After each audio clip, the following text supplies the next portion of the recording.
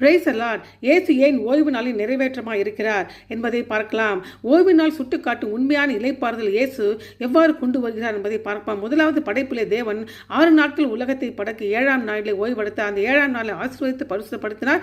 ஆகவே 6 நாட்கள் வேலை செய்து 7ஆம் நாளிலே ஓய்வெடுக்க வேண்டிய முறை தொடங்கப்பட்டது. மோசேயின் நியாயப்பிரமாணத்தின் ஓய்வு நாள் என்பது 7ஆம் நாளும் சனிக்கிழமை நாளாக இருக்கிறது. அது அப்படி புனித நாளாக ஆசரிக்கப்பட வேண்டும் என்ற கட்டளையிடப்பட்டது. பட்டு கட்டளையின் ஒரு பகுதியாக மாறியது. தேவனுக்கும் இஸ்ரவேலுக்கு இடையான உடன்படிக்கை அடையாளமாக இருந்தது. ஆகவே ஓய்வு நாளின் நோக்கம் என்னவென்றால் வேலையிலிருந்து ஓய்வுப்பது, தேவன் படைத்த உலகத்தையும் தேவன் எவ்வாறு எகிப்திலும் தன்னை விடுவித்தார் என்பதை நினைவு கூறுவதாகும். ஓய்வு நாளில் இயேசு என்ன செய்தார் என்பதை பார்ப்போமாக. இயேசு ஜெப ஆலயத்தில் கற்பித்தாய், நோயுற்றவர்களை ஊனமுற்றவர்களை குணப்படுத்தினார், பேய்களை துரத்தினார், மட்டுமல்லாத சட்டவாதத்தை சவால் செய்தார், பாசாங்குத்தனத்தை அம்பலப்படுத்தினார். ஓய்வு நாள் என்பது உடல், ஆத்துமா, ஆவி ஆகிய மூன்றையும் புதுப்பிப்பதற்காக என்பதை சுட்டிக்காட்டுவர் இயேசு இவ்வாறு செயல்பட்டார்.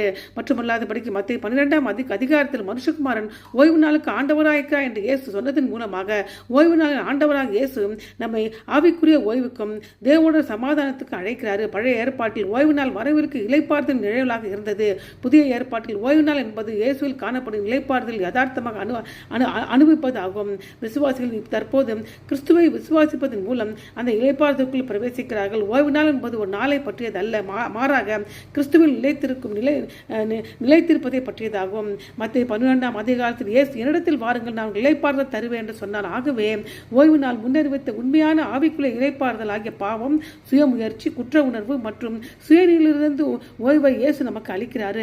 இயேசு சிலுவையில் ரட்சிப்பின் வேலையை முடித்ததன் மூலம் ஓய்வு நாள் உட்பட நியாயப்பிரமாணத்தின் முழுமையை நிறைவேற்றினார். ஆரம்பத்திலிருந்து தேவன் விரும்பிய ஓய்வை இயேசு கொடுக்கிறார். பாவம் மற்றும் சட்டவாதத்திலிருந்து விடுவித்து விசுவாசிகளை விசுவாசத்தின் மூலம் நித்திய இளைப்பாறுதலுக்குள்ளாக இயேசு வழி நடத்துகிறாரு.